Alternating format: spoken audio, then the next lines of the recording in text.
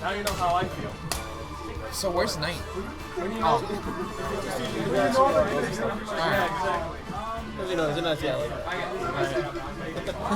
That's why you sponsored. So we got Dan and GGA. Oh, actually, sorry, GGA Dan and GGA Nite.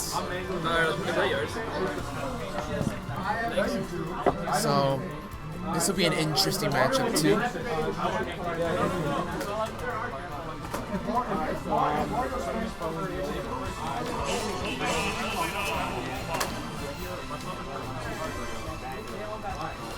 So I'm wondering how this match will go. Actually, both of these players have played each other countless times, numerous times actually, and to top things off, both of these players are sponsored by GGA. GGA's own Dan and Nite. So this is semifinals, right? Is this losers semifinals or losers finals? What is this? Oh, this is losers finals. All right, so this is it. So this is your top three. You have JT sitting in grands, and then you have Dan and GGA Nite. Right away with those up air strings by Nite. Alright, JT Wild here. How's everybody doing? Basically watching who I'm going to end up fighting against in Grands. Yo! Honestly, Cream of chicken soup. I would rather have Nite pull this out. Really, because I hate the Ditto.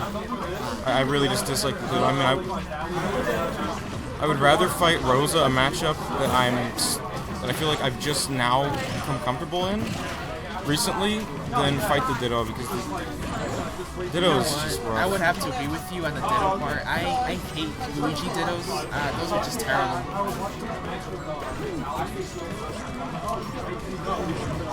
Oof. Nice setup by Dan. Nite just trying to Nite just trying to set up some spacing. Yep, saw that one coming. That was a little gimmick that I figured out when I had my little I'm gonna play you with Rosalina phase. That she can do a lunar landing at a certain point after her up B. It's pretty sneaky. I think honestly the best way to learn Rosa's tricks is to just experiment with the character a little bit and see what she can do on your own. That's interesting. Because I didn't know about that. Yeah, I didn't realize what Rosa could do until I did a little bit of experimenting myself. So I was just kind of playing in the dark, and now I like. Yeah, like we just saw there. He retreated and like down tilted, I think, and he actually made Luma hit him. What Nite is setting up, right? Oh, was hoping. I know he was hoping to fade back, just hit the shield. A little bit of a taunting his teammate. These guys have been playing each other for a long time. Oh, not quite. What happened was there's the initial. It's just like anything else that has a sweet spot and a sour spot. The sour spot launches diagonally, and like towards Mario originally was, like towards the center stage. The sour, and that's the part that'll spike you if you're holding onto the ledge without invincibility. And the first one, yeah, and the first hit is what knocks you away. And that's what Mario can use to kill Luma if she lands on the ground. It's really good. That was very good spacing with his back air and back squirt. Dan is incredible with Mario spacing. He really is. I'm hoping to develop a good sense of spacing like he has with Mario. But then I also feel like specifically in this matchup with this player that he's kind of already downloaded. He knows exactly what Nite is going to resolve to. These players are doubles partners, actually, so and they know each other's play styles so well. Boom. So the scary thing is that both of them are actually in decent kill, and that's going to be up smash. Decent kill. I was about to say both of them are in decent kill range for like a Luma F smash and Mario's up smash. And actually, Luma's up smash is pretty good. Rosa's up smash is actually pretty good too. Is it picking up your voice? You're kind of back a little bit. You know, and you were talking into your phone, so I don't know. Alright, so what stage did we go to? Okay, the battlefield. Battlefield, I feel like, is a good neutral stage for both characters because it allows for Mario to get a maximum out of any punish he has. Oh, definitely. And at the same time, Rosa can set up intense zones here. Oh my goodness! And just as you were saying that, these platforms just work wonders for Mario. You can set up just about anything you want, like up air to like land on stage, re-grab to up air again. It's just so many stringent and Jeez. Just that was that's a a good dead decision Luma. by Dan.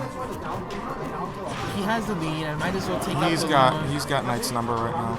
It's like he's not letting Nite setting up any zones. And that was like the difference between when I just fought Nite and when Dan is fighting her right now is that I was piecing out how to get through Nite's zoning, whereas Dan just does not give a damn and is just figuring out how to go in. Dan, I realized once he goes in, he goes in. He does not stop until he gets the maximum out of his whatever he got. He capitalizes very well. That got him a very comfortable early lead. He's 65%, 2 stocks. And I can bring this back. What's happening right now is that the two of these are... I've kind of noticed is that neither one of these characters can sufficiently punish defensive options other than spot dodging of the opponent. So like, if Rosa rolls, Mario has to get a really good read to be able to punish that. You know, and the same vice versa. So in this matchup, really, whoever gets an inch is going to take a mile, especially on a stage like Battlefield. And this is showing by just Dan. That Dan, as soon as he got that first grab, that potentially led to the first stock. And there's Luma. This is not looking good for Nite. This is looking like Dan's just gonna take it. Yeah, Dan just knows exactly what to do in this matchup. He knows he needs to get rid of Luma. He knows it's this playstyle of Nite actually. And download complete. Both of these players play together a lot. Boom. I don't even know if Nite. I don't know if Nite will be able to take the stock. Honestly, Dan hasn't been getting too many hits ever since.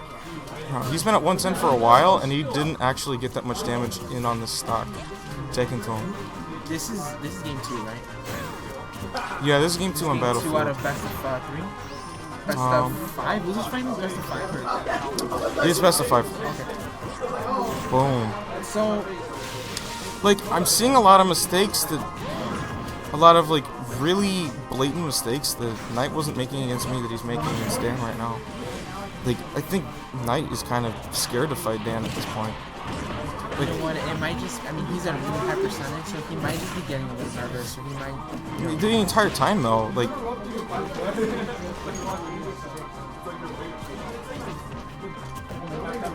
That was a really hard... Yeah, that was, I think he was trying to back air his shield and then land to get stage control back, but...